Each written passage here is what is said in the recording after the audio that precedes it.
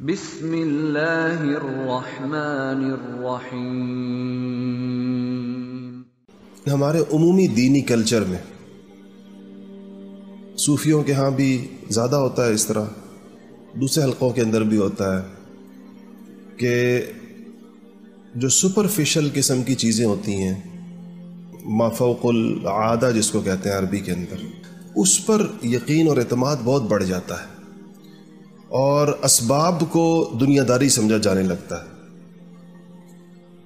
اس کی وجہ سے بعض اوقات بڑی غلطیاں ہوتی ہیں اور ہم اس کو مکس کر جاتے ہیں۔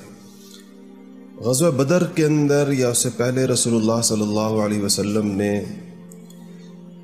صریح وعدے آسمان سے مدد کے ہو چکے ہیں، قرآن نازل ہو رہا ہوتا ہے، جبرائیل امین آ رہے ہوتے ہیں، اللہ تعالیٰ کی تائید اور نصرت کھلی آنکھوں سے دیکھی جا رہی ہوتی ہے۔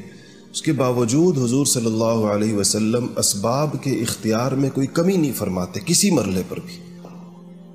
یہ سوچنے کی بہت بڑی چیز یہ ہے کہ معاملات تو اللہ تعالیٰ کے ایک کن کے ساتھ وابستہ ہے، کن کے ساتھ فیکون ہو جاتا ہے، تو پھر کیوں یہ پوری ایکسرسائز کیوں ہوتی ہے؟ اس سے سنت اللہ کو سمجھنے کی ضرورت ہے کہ یہ جو کائنات پیدا کی گئی ہے، یہ کائنات کس ڈھب پر چلائی جائے گی، اور جب انبیاء اور سید الانبیاء اور جبرائیل امین کے اترنے کے باوجود اگر وہاں پر بھی اللہ جل شانہ نے جو اپنی سنتیں اس کے مطابق کائنات کو چلایا، تو اب بھی وہ ہمیشہ ویسی ہی چلے گی۔ جو لوگ اس کو سمجھ لیں گے تو ان کے ہاتھ میں اللہ تعالیٰ اس کا غلبہ بھی دے گا۔ اب یہاں افراط اور تفریط ہے۔ کچھ لوگوں کو پھر اسباب کی اس ساری بات چیت سے نتیجہ نکلتا ہے کہ اسباب پر ان کا یعنی اسباب کی ضرورت کو ضرورت کے درجے میں رکھنے کی بجائے وہ اس کو کوئی اعتقادی جگہ بھی دے دیتے ہیں، حالانکہ اعتقاد کی جگہ اسباب نہیں ہے۔ اعتقاد کی جگہ تو صرف اللہ تعالیٰ کی طرف سے ہونا اور اللہ تعالیٰ کی مدد اور اللہ تعالیٰ کی طرف نظر ہونا۔ اب یہ دو بالکل الگ الگ چیزیں ہیں۔ یوں سمجھ لیں کہ آپ ایک طرف انسان کے دل اور دماغ کو ایک طرف کر دیں اور انسان کے جسم کو دوسری طرف کر دیں۔